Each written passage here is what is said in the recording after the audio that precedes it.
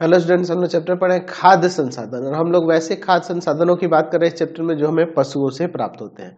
आज की क्लास में हम लोग मधुमक्खी पालन के बारे में पढ़ेंगे। तो चलिए मैं यहाँ पे हेडिंग देता हूँ, मधुमक्खी मधुमक्खी पालन। मधुमक्खी पालन क्या होता है इसके बारे में समझेंगे। मधुमक्खी पालन यानी कि बी कीपिंग। बी कीपिंग क्या कहलाता है, आज की क्लास में हम लोग यही पढ़ेंगे। देखिए, बी कीपिंग का मतलब क्या है? आर्थिक लाभ के लिए मधुमक्खियों का पालन पोषण करना, उसका प्रबंध करना ही मधुमक्खी पालन कहलाता है। जैसे यहाँ पे देखिए, ये व्यक्ति क्या किया जी, एक ट्रे में यहाँ पे ये मधुमक्खी का छत्ता कहलाएगा, ये पाला गया है। इसमें देखिए बहुत सारे छत्ते हैं। तो ये कह सकते हैं कि ये हम लोग आर्थिक लाभ के लिए इन मधुमक्खियों को पाल रहे हैं, इसलिए क्या कहलाएगा? मधुमक्खी पालन।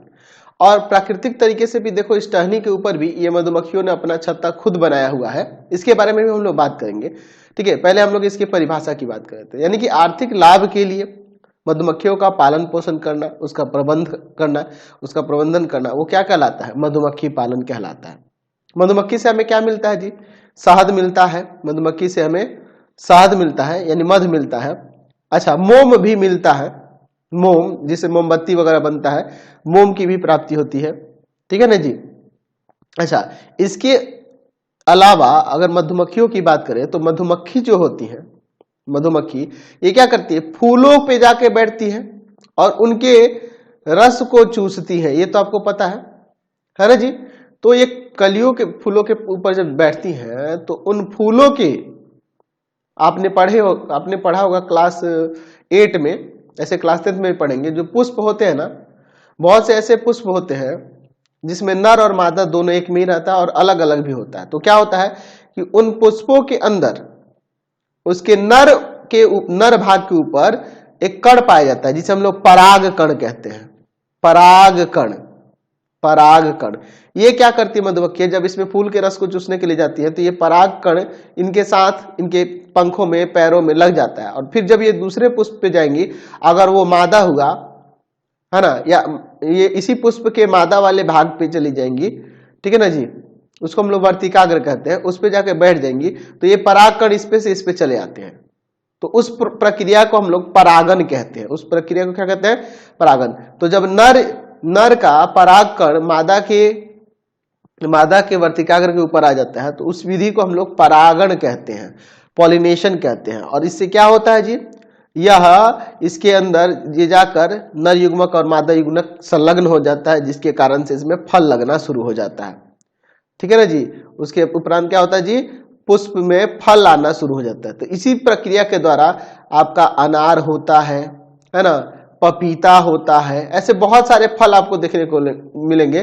सरसों भी इसी प्रक्रिया द्वारा उत्पन्न होता है। तो ये सारी प्रक्रियाएं जो होती है इनके द्वारा ही होती है, मधुमक्खियों के द्वारा। सिर्फ मधुमक्खी नहीं, और भी जितने भी कीट होते हैं, वायु के तरह भी ये परागन की क्रिया होती है ना, और बाकी कीटों के द्वारा भी परागन की क्रिया होती है ना जी। बारिश के कारण भी परागन की क्रिया हो सकती है, लेकिन मधुमक्खियों का भी हम लोग योगदान कह सकते हैं कि इसमें रहता है। तो मधुमक्खी से हमें शहद मिलता है, मोम मिलता है, और पुष्प, उस पौधे को भी फायदा होता है कि उसमें परागन की क्रिया हो पाती है। परागन की क्रिया पर यानी कि परागकण यानी कि नर भाग जो होता है मादा के वर्तिकाग्र पे चला जाता है। उसी प्रक्रिया को हम लोग क्या कहते हैं? परागन कहते हैं, ठीक है ना जी।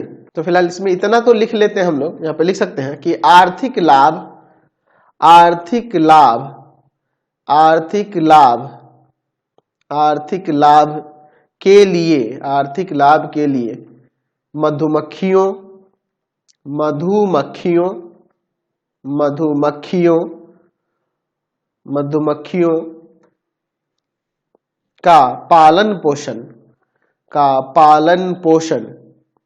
पालन पोषण तथा प्रबंधन क्या कहलाता है जी? मधुमक्खी पालन कहलाता है। मधुमक्खी पालन कहलाता है।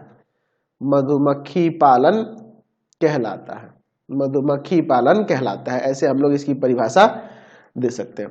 यहाँ पर लिख सकते हैं कि मधुमक्खी से हमें क्या क्या मिलता है जी? मधुमक्खी से हमें हमें शहद, शहद यानी कि मध जिसे बोलते हैं, है ना, मधु मोम, मोम कह सकते हैं, मधु मोम वैक्स जो होता है जिससे मोमबत्ती बनता है, मधु मोम, है ना, प्राप्त होता है। ठीक है ना जी। और क्या होता है जी मधुमक्खी से, है ना, ये मधुमक्खी मधुमक्खी मधुमक्खी पुष्प में परागन की क्रिया पूरी करते हैं, परागन की क्रिया करते हैं। अब परागन की क्रिया क्या होती है मैंने आपको बता रखा है, ठीक है ना जी, अभी मैंने समझाया था, वो सब 10th में जानना है ज्यादा डीपली, ऐसे क्लास 8 में भी आप थोड़ा बहुत जाने होंगे। ठीक है ना जी। तो ये मधुमक्खी पालन एकदम सरल है, आसान है और कम लागत में शुरू होने वाला है। मैं क्या करूंगा कि अपने पास कुछ ज्यादा ही नहीं, मैं क्या करूंगा 50 ही ट्रे इकट्ठा करके रखूंगा। लेकिन अब मुझे ध्यान देना होगा कि मधुमक्खी पालन मैं उस क्षेत्रों में करूंगा जहां पे मुझे वहां पुष्प आसपास में मौजूद हो, यानी कि जैसे सरसों का आसपास में खेत हो, सूर्यमुखी का खेत हो, तो वहां पे हम लोग मधुमक्खी पालन करेंगे तो आसानी से वहां से वो रस को चूस के लेके आएंगे। ठीक है ना जी। चलिए, तो अब मधुमक्खियों के बारे में थोड़ा सा रोचक एक चीज जान लेते हैं। मधुमक्खी जो होते हैं ना, वो संघ में रहते हैं, संघ बनाकर रहते हैं, यानी कि संघचारी कहलाते हैं। मधुमक्खी जो होते हैं ये संघचारी कहलाते हैं, संघचारी कीट कहलाते हैं। संघचारी यानी कि एक साथ ये समूह में पाए जाते हैं, अकेले आप कभी नहीं देखिएगा। अब देखिए जिसमें रहते हैं इसको मधुमक्खी छत्ता, ये जो है इसको क्या कहते हैं, मधुमक्खी का छत्ता कहते हैं, मधुमक्खी का छत्ता कहते हैं जिसमें ये रहते हैं। ठीक है ना जी। ये मधुमक्खी जैसे एक साथ समूह में जो रहते हैं तो ये 3 इनमें जातियां होती हैं, इनको 3 जातियों में हम लोग बांट सकते हैं। देखिए अब इसमें थोड़ा समझने वाली बात है, बहुत ही रोचक बात है। इसमें से एक मधुमक्खी जो होती है, एक मधुमक्खी, उसको हम लोग रानी मधुमक्खी कहते हैं, रानी मधुमक्खी कहते हैं। उसी के हाथ में सारा कंट्रोल होता है, रानू मधुमक्खी के हाथ में ही सारा कंट्रोल होता है। ठीक है, रानी मधुमक्खी होती है। फिर उसके बाद उसमें कुछ नर मधुमक्खी होते हैं, मतलब कि अकेले एक ही रानी मधुमक्खी होती है और बाकी सब जो होते हैं कुछ नर मधुमक्खी होते हैं, कुछ नर मधुमक्खी होते हैं। ठीक है ना जी। ठीक है, और कई सारे कार्यकर्ता होते हैं, कई सारे कार्यकर्ता होते हैं, या सेवक भी कह सकते हैं, कार्यकर्ता कहिए या फिर सेवक होते हैं, कई सारे होते हैं। और इनमें काम बटा हुआ होता है, सबका अलग अलग काम है। तो मैं तीनों के बारे में बताता हूं, यहां लिख सकते हैं। एक मधुमक्खी के छत्ते में, एक मधुमक्खी के छत्ते में, मधुमक्खी के छत्ते में एक रानी मधुमक्खी, एक रानी मधुमक्खी, एक रानी मधुमक्खी होती है, एक रानी मधुमक्खी, मधुमक्खी, है ना, एक रानी मधुमक्खी। अच्छा और क्या होता है, अच्छा कुछ नर मधुमक्खी, कुछ नर मधुमक्खी होते हैं, कुछ नर मधुमक्खी होते हैं, तथा कई सेवक होते हैं, कई सेवक होते हैं। ठीक है ना जी, होते हैं, कई सेवक होते हैं। तो इनके काम भी अलग अलग है, इनके सबके भी काम अलग अलग है। तो अगर मैं यहाँ पे बात करूं, सबसे पहले मैं बात करता हूँ रानी मधुमक्खी का क्या काम है। रानी मधुमक्खी का काम यहां देखते हैं। रानी मधुमक्खी का क्या काम है। तो रानी मधुमक्खी क्या करती है जी, सिर्फ अंडा देने का काम करती है, अंडा देना इसका काम है, ये अंडा देती है।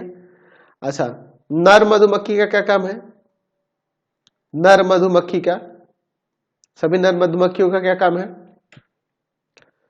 नर मधुमक्खी जो होते हैं इसमें नर वाले, वो क्या करते हैं जी, तो जो क्या कहते हैं, जो आपके पास मधुमक्खी, रानी मधुमक्खी अंडा देगी उसको निषेचित करते हैं, अंडे का निषेचन, अंडे का निषेचन करते हैं, अंडे को निषेचित करते हैं। इनका काम है अंडे को निषेचित करना ताकि उसमें से मधुमक्खी निकलेगी।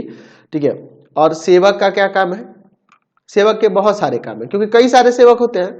तो उनका क्या काम है, छत्ते का निर्माण करना, छत्ते का निर्माण करना, निर्माण करना, मरम्मत करना, मरम्मत करना, है ना, अगर मतलब कुछ गड़बड़ी हो जाए, उसमें छट्टा कहीं टूट जाए तो उसका मरम्मत करना, ठीक है ना जी। अच्छा, फूलों के रस, फूलों से क्या लाते हैं ये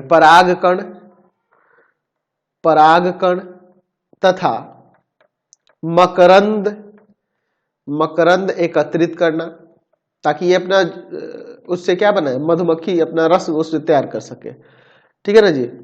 अच्छा, छत्ते की सफाई भी ये करते हैं, छत्ते की सफाई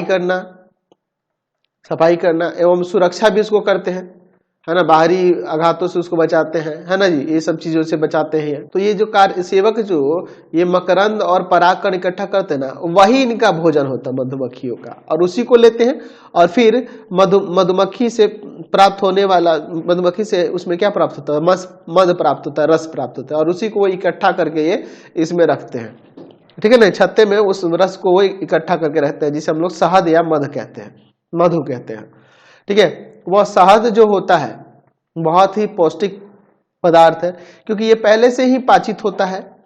ये कहने का मतलब है कि ये पूरी तरह से पहले से ही अवशोषित करके, पहले से ये पाचित होता है, पचा हुआ होता है, ये यही डाइजेस्ट कर देती है मधुमक्खियां ही, और फिर उसको वेस्ट ही एक तरह से वो क्या करती है, उसको पाचित कर देती है, शहद को पहले से ही वो पचा हुआ रहता है। इसके लिए हम लोग जब उसको खाते हैं तो हमारे आहार नल के उत्तक जो होते हैं आसानी से उसको पाचित करते हैं। तो मध में क्या क्या क्या होता है जी, 20 से 40% उसमें शक्कर होता है, चीनी होता है, ठीक है। 0.22 से 0.3% तक उसमें खनिज पाया जाता है, ठीक है ना जी।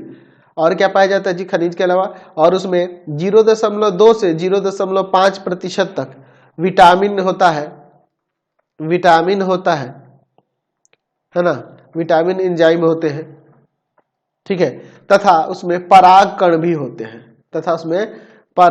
कण भी मौजूद होते हैं, ठीक है ना जी। साथ में आपके खनिज लवण, खनिज लौह और कैल्शियम भी पाया जाता है, लौह तथा कैल्शियम भी इसमें प्रचुर मात्रा में होता है, इसका उपयोग, शहद का उपयोग बहुत सारी औषधि के लिए बनाया जाता है। ये कह सकते हैं कि ये रोगाणुरोधक होता है, शहद जो होता है वो रोगाणुरोधक होता है, इसी कारण से ना इसका प्रयोग क्या किया जाता है जी, औषधि बनाने में इसका प्रयोग किया जाता है, ठीक है ना जी। अच्छा, मधुमक्खी के छत्ते जो होते हैं वह क्या होते हैं, वो मोम कहलाता है, मधुमोम कहलाता है, और मधुमोम का उपयोग जानते हैं कई प्रकार की चीजों बनाने के लिए, जैसे कुछ सामग्री, चाहे मोमबत्ती वगैरह बनाने के लिए, कोई क्या कहते हैं, पॉलिश वगैरह, जूते वगैरह को पॉलिश करने वाला जो आइटम आते हैं उसको बनाने के लिए, ठीक है ना जी। दाढ़ी बनाने के उपयोग में जो क्रीम आता है उसमें भी उसका प्रयोग किया जाता है मोम का। तो ये मोम के भी फायदे हैं और शहद के भी बहुत ज्यादा फायदे हैं। अगर जनरली देखा जाए तो मधुमक्खी क्या करती है, एक टहनी पे, डाली पे, कहीं कहीं पेड़ों की डालियों पे लग जाती है, कोने में कहीं पे भी ऐसे लटक के अपनी जाली को तैयार करते हैं, छत्ते को तैयार करते हैं। लेकिन अगर मधुमक्खी पालन के लिए कृत्रिम तरीके से इस तरह के आपके मधुमक्खी पेटिका होती है, इसमें कई सारे ऐसे पेटिकाएं लगी होती है और इसमें मधुमक्खी आती है। तो इसके लिए क्या किया जाता है, इसको फुलवारी वगैरह में, बगीचे में जहाँ पे पुष्प वगैरह मौजूद हो, है ना जी, वहां पे इसको रखा जाता है। और कभी कभी इसमें जरूरत पड़ने पे, ज्यादा जरूरत पड़ने पे, जब पुष्प का अभाव रहता है तो इसमें चीनी भी घोल कर डाला जाता है, ताकि वहां से भी वो रस ले सके। तो इसके लिए ध्यान देना होता है, क्योंकि आसपास में अगर पुष्प वगैरह नहीं रहेंगे ना तो मधुमक्खी चली जाएंगी, उड़ जाएंगे, और उड़ेंगी तो सारा रस चूस के ही उड़ती है, ऐसे नहीं आती है। तो जो कृत्रिम तरीके से तैयार किया जाता है उसमें सुरक्षा भी बरतनी होती है। जो व्यक्ति होगा जो उसका पालन पोषण करेगा, देखिए किस तरह से ग्लव्स और पूरा सूट पहन रखा होगा, हेलमेट पहन लेगा, ताकि इसको ये मधुमक्खी डंक ना मारे, है ना, काटे नहीं, क्योंकि काटेंगे तो जाहिर सी बात है पीड़ा महसूस होगी, ठीक है ना, अत्यधिक पीड़ा होती है, फूल जाता है हाथ पैर जहाँ पे भी ये काटती है। तो सुरक्षा भी बरतनी होती है इसके पालन के लिए। तो यही सब चीजें ध्यान देनी होती है। फिलहाल आज की क्लास में इतना ही, आपका ये चैप्टर एक्सरसाइज कंप्लीट हो गया। नेक्स्ट वीडियो में क्वेश्चन आंसर को देखेंगे। आपको हमारे 3 चैनलों को सब्सक्राइब करना होगा। पहला है पाथ फाइंडर क्लासेस छपरा, दूसरा है आपके पास भारती भवन रविकांत